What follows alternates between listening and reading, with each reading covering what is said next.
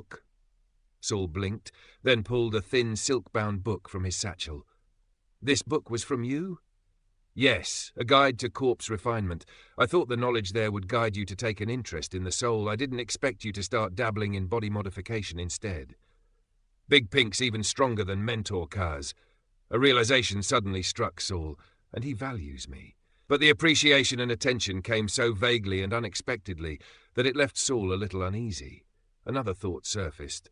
At first, Mentor Kaz clearly didn't want to deal with me, but the next day he told me Sid would be away from the tower for a month. I thought Kaz was just erratic and unpredictable, but it turns out he had Big Pink behind him, and Big Pink, he helped get Sid out of the way and gave me time to grow. All at once, a flood of odd moments from his time with Kaz resurfaced in Saul's mind, but Big Pink seemed to think Saul hadn't understood what he meant. "Saul, body modification only offers short-term gains. What you should really be exploring is the soul." A split opened in the bandages across Big Pink's chest. 2 fingers reached in and plucked out another silk-bound book. Big Pink held it out to Saul. "Take a look at this one." Saul hurried to take it. The pages were filled with elegant cursive handwriting, speculations on soul vessels. "If it's too difficult, you can study it alongside the corpse book. I think you'll gain a lot. I'm also hoping you'll come up with some new insights." In that moment, Saul felt like he was back in the corporate world. "Boss, I'm a newbie. I don't have anything insightful to contribute yet." "Understood, sir. I'll study it carefully." "No need to rush. This stuff could keep you busy for a few years." Saul held the book gingerly, afraid he'd tear it with even the slightest pressure. At the same time, he was nervous, because he was about to complain again. "If there's a problem, go to your backer. But, sir, the reason I've been risking my life learning body modification is because I want to get out of danger as soon as possible." He paused there. He needed to watch Big Pink's reaction to decide how to phrase what came next. Big Pink's silver eyes calmly watched him, patiently waiting. Saul swallowed and continued. "I have an enemy. He's far stronger than me. If I don't grow quickly, it's only a matter of time before I die at his hands." But Big Pink merely looked up. At the ceiling, Saul followed his gaze but saw only a pitch-black wall. "Saul, there's one thing you need to understand." Saul immediately looked back at him, listening intently. Powerful enemies, frightening spells, bizarre spirits. Saul, what's truly terrifying is the unknown.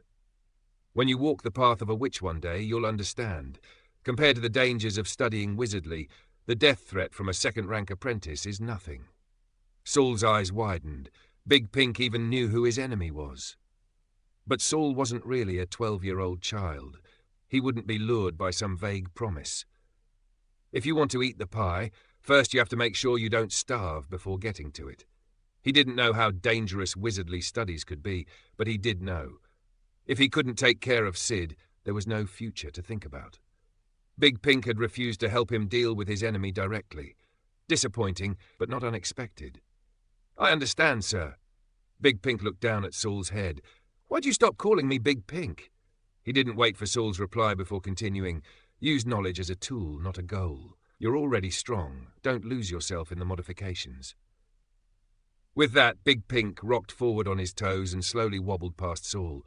"Think it over. Oh, and don't tell anyone you met me." Saul hadn't understood a word of that last part. He blinked and turned around to ask, but there was only a wall. A wall? He froze. Looking back again, he found himself standing in front of dorm room 603. He was back? How familiar. "Don't tell me, don't say you met me," is a spell trigger for teleportation. With Big Pink gone, there was no catching up to him. Saul could only quietly return to his room, still holding speculations on soul vessels. The hourglass clock on the wall showed it was already 1 a.m. No wonder the dormitory halls were so empty. He placed both corpse and soul book on his desk side by side, still unable to figure out why Big Pink helped him, had Kaz teach him, and even came personally tonight to advise him. Talent scouting? Heh. Soul? Saul repeated the keyword of the night. Knowledge is a tool, not a goal. My goal is to survive, to become a powerful wizard, not knowledge. He still couldn't make sense of it, and finally gave up. As someone from the bottom, better focus on the basics first. If it really comes down to it, next time I see Big Pink, I'll just ask him to spell it out. He had just put the 2 books away. He really couldn't concentrate at the moment, when he heard someone knocking on the door. Knock! Knock, knock! The sound was loud, forceful. For some reason, Saul could hear urgency and a hint of fear. He went to the door. Who is it?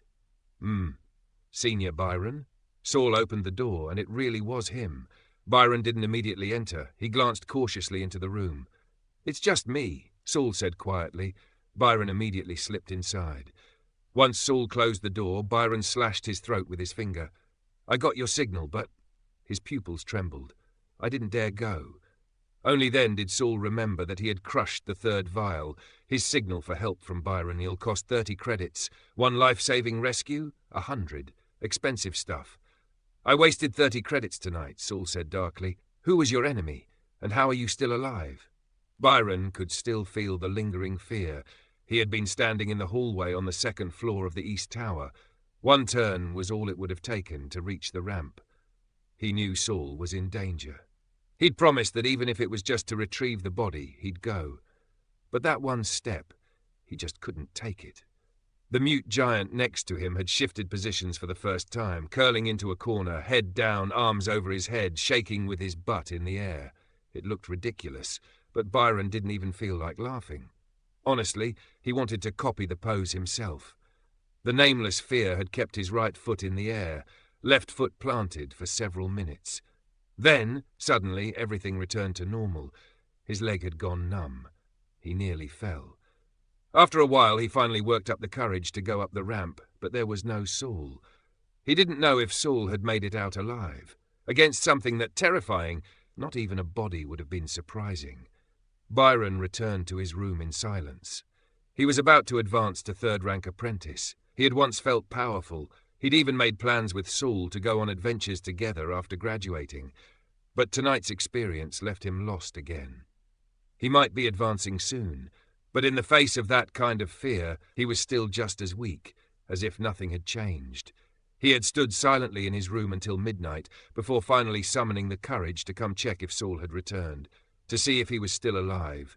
He hadn't expected that after facing something that terrifying, Saul looked like nothing had happened. "Oh," Saul answered calmly, "bit of a misunderstanding. That wasn't an enemy tonight." "Who was it?" Byron asked immediately. "You really want to know?" "No?" Byron jerked his head away. "I don't want to know." His face twitched violently, as if trying to flee from his own skin. Watching Byron tremble in fear, Saul couldn't help but feel a little sorry for him. At the same time, he once again confirmed Big Pink was someone even scarier than their mentors. It wasn't hard to guess who Big Pink really was. But Saul didn't want to tear through that veil. Once pierced, he might have to face blood and death directly. He was still young. He couldn't carry that burden yet. But Big Pink's words had made one thing clear. Compared to Big Pink, compared to the mentors, Sid wasn't really a threat at all. Big Pink may have refused to deal with Sid directly, but he had always been watching Saul. Since that was the case, instead of tiptoeing around and bracing for future retaliation, maybe it was better to draw this trouble out now. He really was already strong. Yep, Big Pink said so.